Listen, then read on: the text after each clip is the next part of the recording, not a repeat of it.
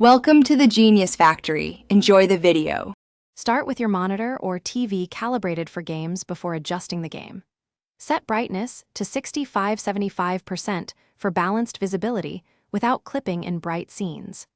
Turn HDR to on if your display supports HDR and set tone mapping to manual for consistent luminance. Disable dynamic contrast because it shifts levels unpredictably during gameplay. Set contrast to 45-55% to preserve midtones and avoid blown highlights. Use a 16:9 native resolution and match the game to your display refresh rate for the best results. Open the Visuals menu and disable film grain and chromatic aberration to reduce blur and color fringing. Turn off lens flare when possible because it washes out bright areas and adds glare. Set sharpening to between 10 and 20% for crisper edges without artifacts.